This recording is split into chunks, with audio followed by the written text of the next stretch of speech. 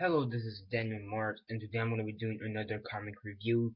This is going to be for Southern Bastards number 2. I've already reviewed Southern Bastards number 1, so I'm going to leave an annotation over here for those who want to check it out. So yeah, Southern Bastards number 2, and the title is, give me a sec, it says here in the back, Here Was a Man, Part 2. So yeah, this was a pretty interesting issue, I want to say.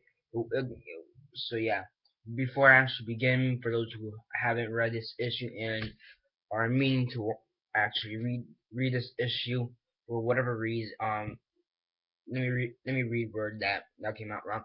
For for those who want to read this issue and still have not read this issue and are watching this video, what I recommend is get this issue and then read it and then come back and watch this video because I may spoil something for you. So 10-second spoiler warning starting now.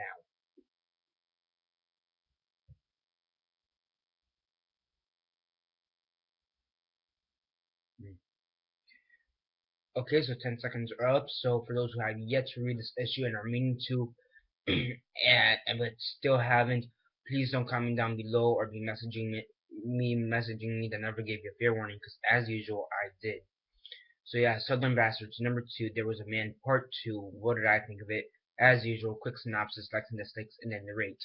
So here we here in this issue we have Tub, I believe was his name again. And he's still in Alabama, in Alabama, Craw County, Alabama. So yeah, Tub is still in the, or Mr.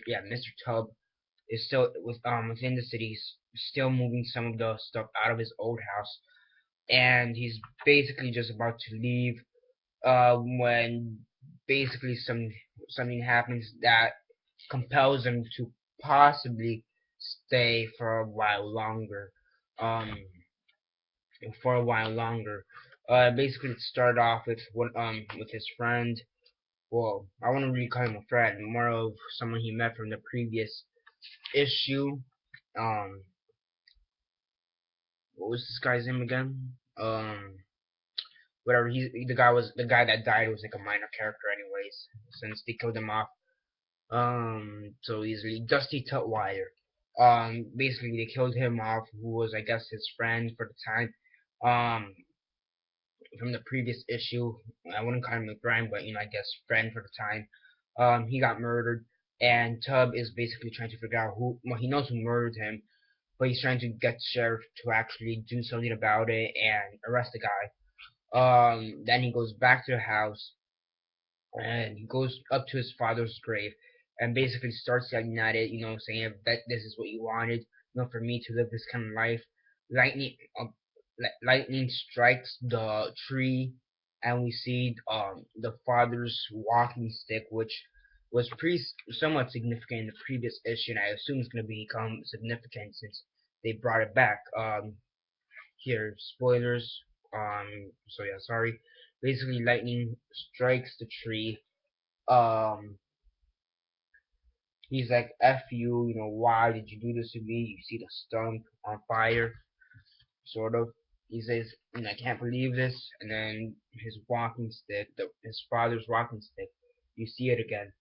So that's pretty interesting. So basically, we were to assume from the previous issue that the walking stick probably not disintegrated, but was, I can't think of the word.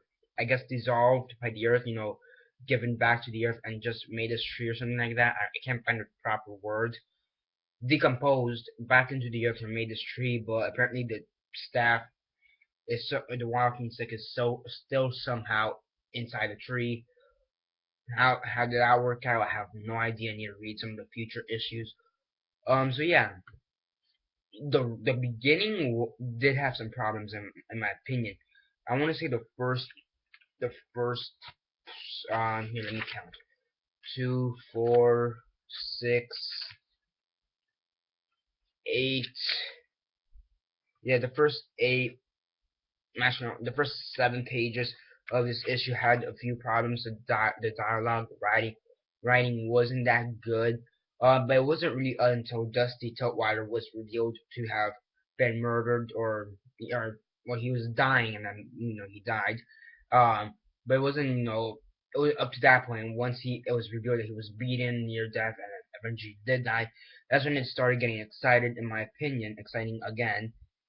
And then you have the fact that the walking stick, I guess now has some kind of significance in the story, which now I want to pick it up and read it again. For the most part, the writing is good. Just the first 5 to 7 pages, the writing is questionable in my opinion.